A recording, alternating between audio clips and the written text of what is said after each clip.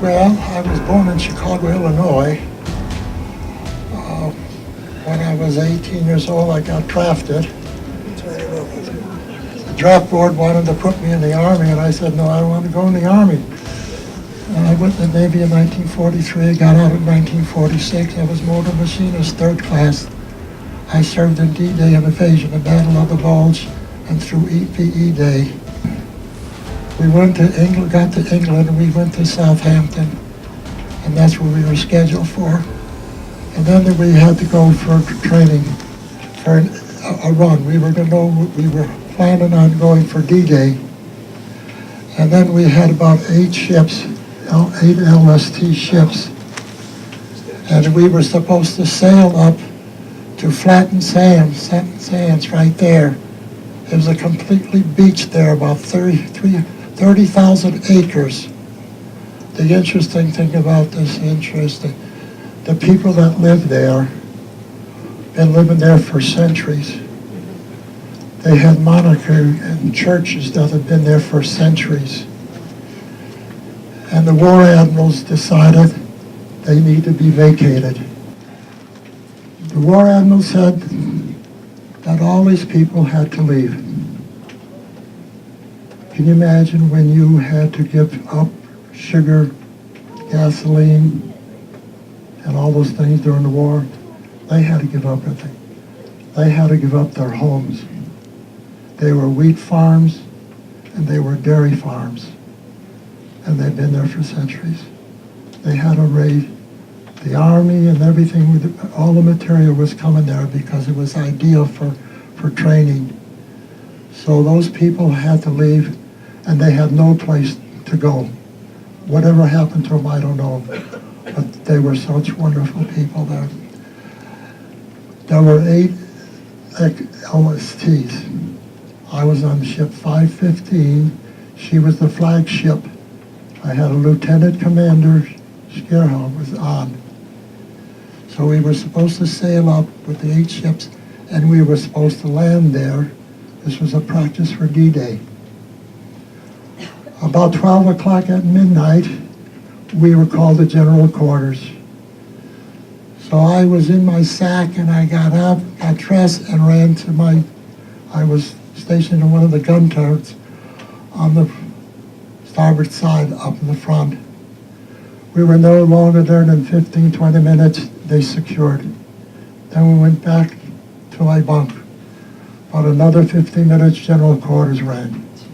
And we all ran to each of our shores. So as we were looking out, then all of a sudden we looked out, and the last ship, 507, was torpedoed. 10 minutes later, 289 was torpedoed. A few minutes later, 531 was torpedoed.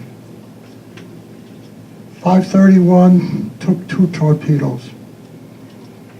289, she took 1 in the tailback.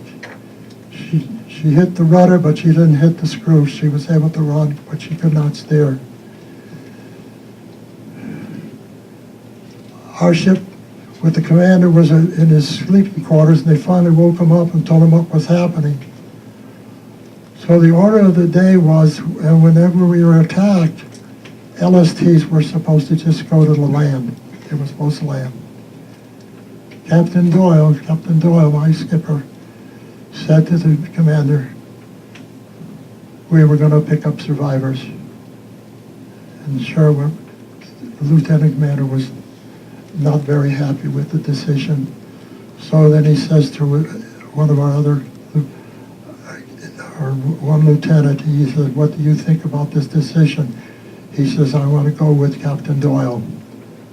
So the commander says to him, he says, well, you know what, you'll never make a naval officer. Anyway, we sat there. Then we started to turn and go to start pick up survivors. And then we heard from the tower that a P-2 boat was coming after us. And the report was to say, hold your fire, do not shoot. They were telling us how close the PT boat was at us. It was a German E-boat, that's what they call them. It was getting closer, within a mile and a half.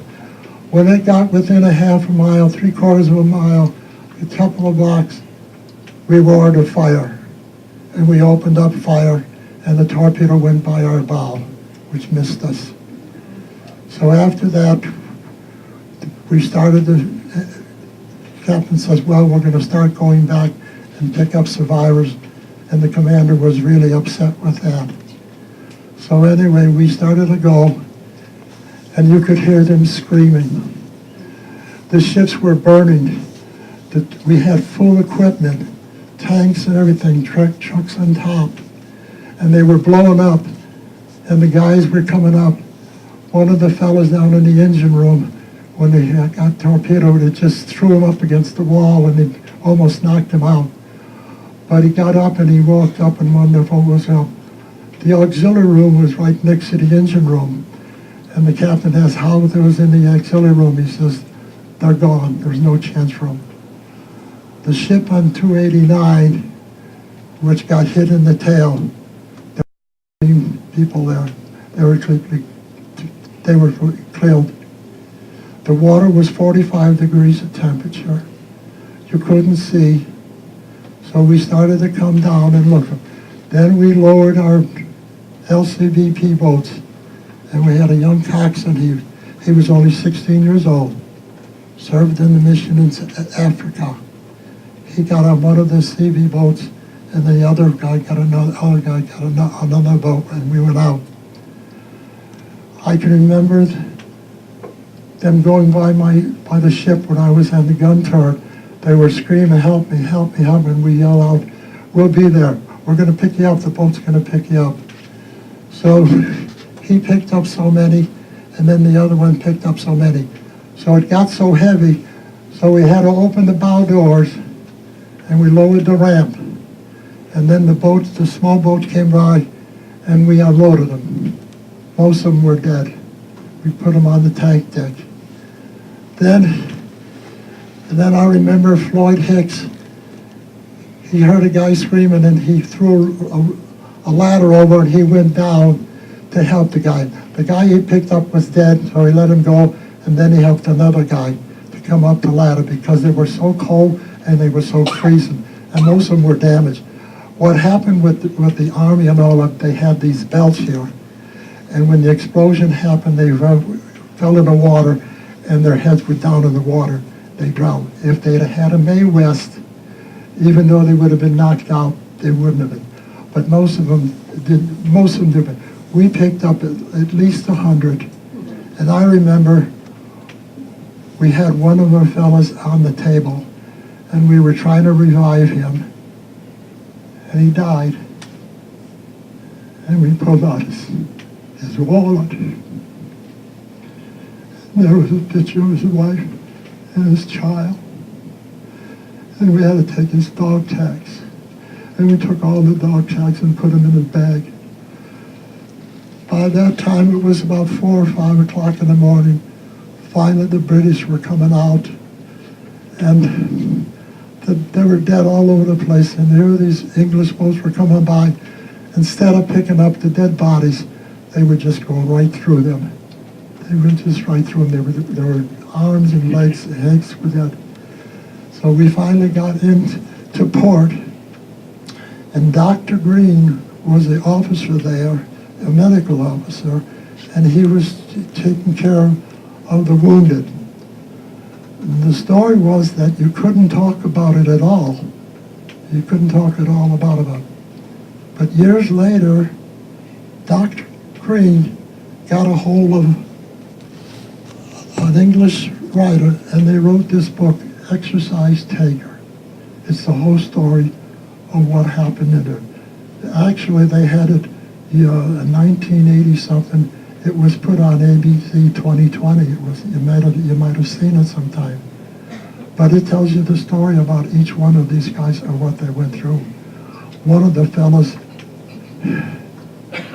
he was so cold, but he was helping his buddy on the raft. And he was so concerned that his legs were frozen he wouldn't be able to walk again. But he hung on to his buddy. Even the Army guys were hanging on to rafts. And then they'd be holding on to another. And the next thing you know, they let go because they just drowned and they were too frozen to death. Captain Doyle was a regular Navy man, and I was in the engine room with a fellow called Mark, and he was a good guy, and he was the one who went down the side to pick up one of the, but they were dead. After that, we made D-Day. We landed on D-Day at day one at 1 o'clock in the afternoon. No sooner hit D-Day and we got strafed by a German plane came after us, and before we knew it, an American P-47 was right on them and got them. LST-515 made 52 trips across the English Channel, and we didn't leave England till 1946, and I got nursed out in there. But when we landed in Mayday, we had all these blimps right there. Yeah.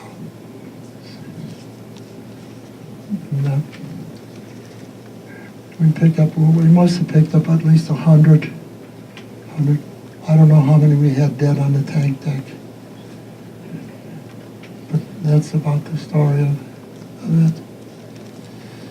But anyway, I just want to say that the shipmates that we were great buddies. We looked out for each other. We loved each other. And I'm grateful for this opportunity to share this with you. Thank you.